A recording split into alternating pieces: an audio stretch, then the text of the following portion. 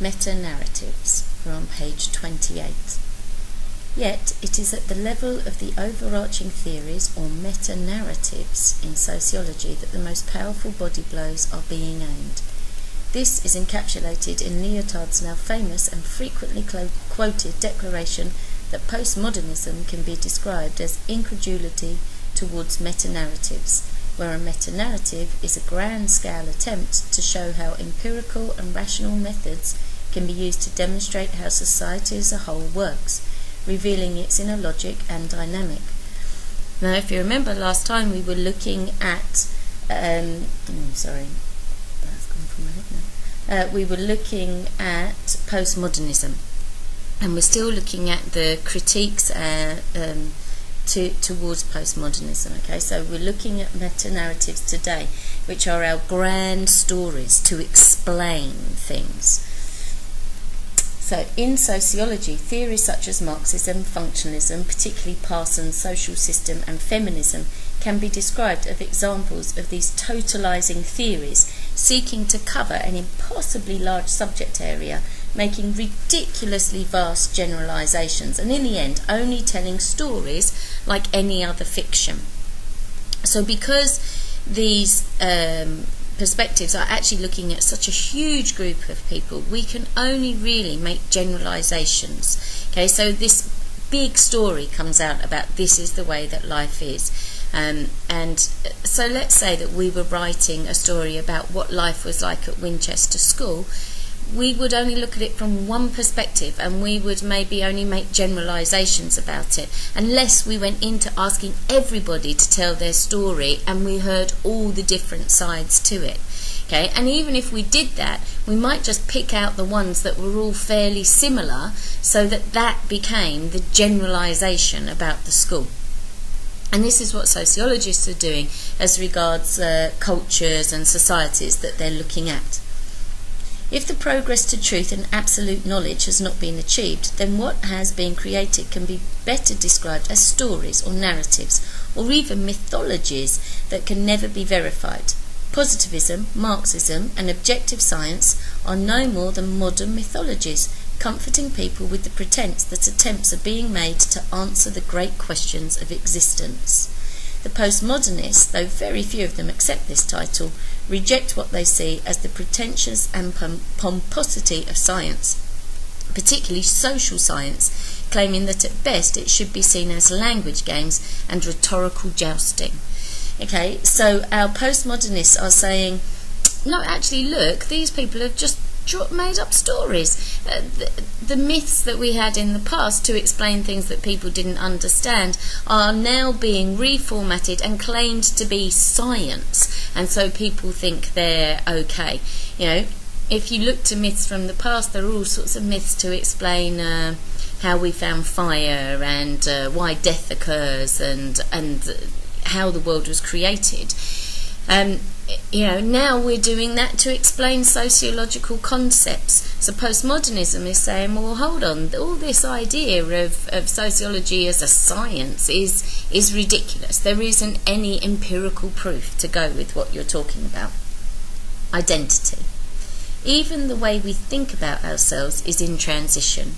Here, the Enlightenment view differs from the sociological in that from Descartes on, people were seen primarily as individuals, particularly in the formulation of law, economics, and the Protestant religion. An individual's identity was seen as something that stayed the same throughout their lives. In this sense, their identities were centred. Sociology, particularly through the contributions of writers such as Cooley and Mead, sees people not as isolated, freestanding individuals, but as socially constructed in the process of interaction between the self and society, taking on the roles and identities of the world we live in and are socialised into. So these teachings from sociology, the ideas that are put forward by sociology, suggests that a human being is socialised primarily, that's them, but that's the influence of their family around them, and then secondarily by their peers and by their work colleagues and so on and so forth, where we pick up these different parts that we add into our identity. Now the Enlightenment and Descartes with his cogito ergo sum, I think therefore I am, puts forward this idea that we're an individual. Okay, and this is very much in opposition to what sociology is saying, that we are a part of our society and all those parts influence us and make us into the person we are. Whereas the Enlightenment people were saying, no, we're our own individual person. We're not made up of component parts of the rest of society. Postmodernism sees identity as fluid, arguing instead that the processes of fragmentation and differentiation mean that identities are continuously changing and even contradictory. We have no fixed, essential or permanent identity.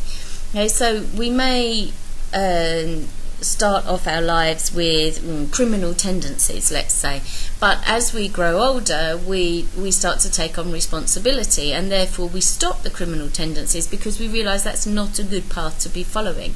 Okay, so our morals may change, and this is a continuing flux, and we will develop. So postmodernism is saying, well, there isn't a permanent identity. Look at the person you were when you were 5. Are you the same person when you're 15? Are you the same person then when you're 45? So a person is changing all the time. So if we nevertheless believe that we have maintained the same identity throughout our lives, constructing what Stuart Hall calls a narrative of the self, it is only to comfort ourselves in the same way that other narratives and meta-narratives, or mythologies, have been constructed to solve other existential problems. Okay, we want to believe that we know ourselves. If we know ourselves, then we know where we're going, why we're going there, what we want to achieve.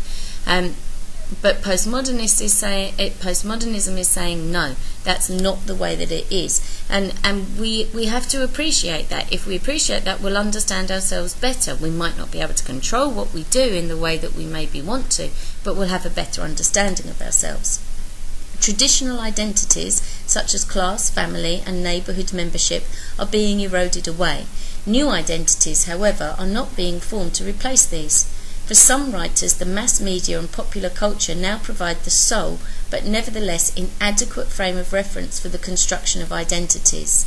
Yet no new forms or institutions, no new ideas or beliefs can now serve to give people a secure and coherent sense of themselves, their place and time, nor are there any longer legitimate and acceptable ways by which they can define themselves and to others. Okay, so whilst belonging to a certain area in a neighbourhood or belonging to a certain family gave people a sense of identity, those things are now being eroded away, and actually there's nothing else that is taking their place. You know, so for example, when I was younger, you know, I would go outside and I would play on the green outside where I lived, and all the other children from where I lived would come outside and play there too. Now people stay indoors and they play on their Xbox or their PS3 or whatever electronic games they may have, and they become individual, and they may play games against other people in cyberspace, but they don't actually meet those people. So then the formulation of personalities by mixing with other people is being lost, and that development of identities is being lost because there's nothing to replace that. Post-feminism. Writers describing themselves as post-feminists or feminist postmodernists have entered this debate by questioning the feminist assumption that all women can be assumed to live similar lives and share similar experiences. Women's lives are cross-cut by other dimensions such as class, age, ethnicity, colour, sexual orientation and able-bodiedness. The way that these identities are perceived, not least by the individual, can change many times in a person's life. As Elizabeth Spellman argues, meta-narratives about women's oppression therefore become highly problematic when it is so unclear which woman feminists have in mind. Okay, so our postmodernist feminists are saying, well, hang on, not all women think they are oppressed. Not all women think they've been badly done by. Exactly which women are you actually talking about? So here's our feminist jumping into the postmodernist argument. Resistance postmodernism. In its denial of the claims of the modernist project, two directions have been discerned in postmodern analysis. Lather, for example, contrasts her own postmodernism of resistance against the nihilism and cynicism of a postmodernism of reaction, where the latter takes a pessimistic view of the possibility of human emancipation. Such a pessimistic view can be found in the writings of John Baudrillard, echoing Nietzsche, who states that the mass is dumb like beasts, and its silence is equal to the silence of beasts. It says neither whether the truth is to the left or to the right, nor whether it prefers revolution to repression. It is without truth and without reason. Elsewhere he argues that postmodernism is more a survival among the remnants than anything else, and that all that remains to be done is to play with the pieces. Playing with the pieces, that is postmodernism. Resistance postmodernism, sometimes called oppositional postmodernism, however, sees possibilities in the diversity and multi-centeredness of the postmodern condition.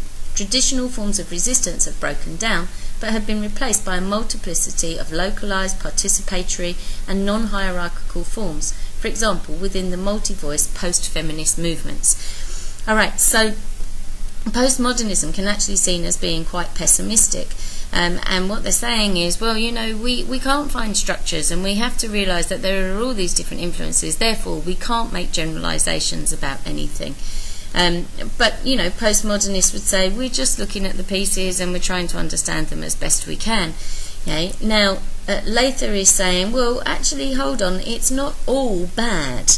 You know, there's not resistance anymore. Instead, we can look at all the varied ideas that there are and see this as a positive thing, that people are able to construct their own identities and move forward. Criticisms of postmodernism. Many writers have been unwilling to dismiss the Enlightenment project as easily as the postmodernists, such as Lyotard, have done, seeing instead serious flaws in the postmodernist case. A frequently made point is that it contradicts itself in the claim that there are no universal truths, facts that everyone agrees are true. The statement, all things are relative, sounds very much as though it is itself claiming the status of absolute truth. For sociologists, although no two cultures are the same, comparing cultures can be fruitful even if we conclude that these cultures have different ways of interpreting their worlds.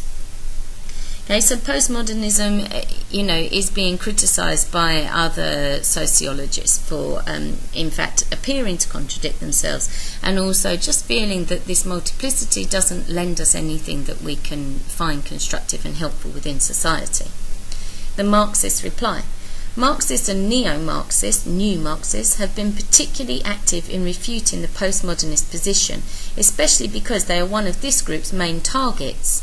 Alex Kalinikos is dismissive of postmodernism as a theory, seeing it in Marxist terms as the product of a socially mobile intelligentsia in a climate dominated by the retreat of the Western labour movement and the overconsumptionist dynamic of capitalism in the Reagan-Thatcher era. The implications of this are clear. The class struggle is not over yet and never will be until post-industrialism also means post-capitalism. Furthermore, it's not even the case that Fordism as a form of work organisation has yet run its course. Okay, so your Marxist response is, again, looking at this from an economical viewpoint and saying that, in fact, during the Reagan-Thatcher era in the 1980s, when consumerism and consumption became such a huge issue, and we started having all these terms like yuppie and dinky, which, let me think what they mean. Young, I don't know what yuppie stands for, but it was people with a lot of money in any case, and dinky is dual income, no kids yet. You know, so again, this idea that was what was important, how much money you were earning and how much that combined together. Okay, so Marxists are saying, right, well, you know, postmodernism has got it wrong. Stop attacking Marxism for its utopian ideas and actually see that there are still all these class struggles going on. Modernity is really only a poor synonym for capitalism. Marx made it clear as early as 1848 that this is a highly dynamic system. The bourgeoisie cannot exist without constantly revolutionising the instruments of production and thereby the relations of production, and with them the whole relations of society. constant revolutionising of production, uninterrupted disturbance of all social conditions, everlasting uncertainty and agitation distinguish the bourgeois epoch from all earlier ones. All fixed, fast frozen relations are swept away. All new formed ones become antiquated before they can ossify. All that is solid melts into air. Okay, so Marx is saying, right, modernity is just another word for the bourgeoisie taking over and controlling people who have less than them. According to Kalinikos, Marxist theory continues to be the best living example of radical enlightenment. All that has really happened is that some former socialist intellectuals have turned to defeatist posturing as a way of earning a living. Socialist feminists have also made it clear that post-feminism makes little sense until a post-patriarchal society is attained. So feminists are saying men are still in control. Marxists are saying bourgeoisie are still in control. Okay? And what they feel is that socialists, who are the people who should work towards equality, have just given in. Jameson. Less fundamentalist Marxist theorists have been willing to concede some of the postmodernist arguments. Frederick Jameson argues that postmodernist analysis is possible at a cultural level, but sees it as the cultural logic of late capitalism, where late capitalism has superseded market and monopoly capitalism, even turning culture as aesthetic production into something to be bought and sold. Okay, so Jameson is saying that the analysis has to be brought in at this cultural level, but you still have to realise that capitalism is there and is present. Okay, and even culture now, he feels, is kind of being manipulated and pulled into the economic side of everything. While it is true to say that class politics are in abatement and new social movements are mounting the most successful resistance to global capitalism, it is in the logic of Marxist theory that a transnational proletariat will eventually unite to wage a global class struggle. To date, however, there is scant evidence of this occurring. Okay, so, if you look at politics, particularly UK politics, then there's really very little difference between the political parties there. They've kind of all moved into the middle road, but at the moment this hasn't developed into this overthrowing of global capitalism. Harvey. In a similar vein, David Harvey agrees that in many respects the way people live their lives has changed rapidly and substantially in recent decades. Time compression, by which he means the way that countries and markets can be reached in hours rather than weeks, or instantly through communication networks, encourages people to think that they live in a fast-moving world. The way work and employment practices are regulated has also changed very quickly. Yet it is also possible to find much continuity present through a period of change, and to find cultural conflicts similar to those described as the postmodern condition in earlier periods of modernity. Unable to choose between modernity and postmodernity as the most useful way of describing the age in which we live, Harvey argues that, whatever else we do with the concept, we should not read postmodernism as some autonomous artistic current. Its rootedness in daily life is one of the most patently transparent features. Okay, so Harvey is saying that, we think we live in this ever-changing world because we can contact people so easily and we have this easy communication. But actually, postmodernism is just looking at daily life. And it's not looking at things in a global way. Giddens. From a non-Marxist position, Anthony Giddens also concedes some of the postmodernism argument, particularly their criticism of the view that there is a continuous progression in history, and their view that the indubitable foundations of knowledge that the Enlightenment thinkers sought do not exist. No knowledge can rest upon an unquestioned foundation, because even the most firmly held notions can only be recognised as valid in principle or until further notice. Otherwise they would relapse into dogma and become separate from the very sphere of reason which determines what validity is in the first place. Yet to accept these points does not at all mean that all of postmodernist theory has to be accepted.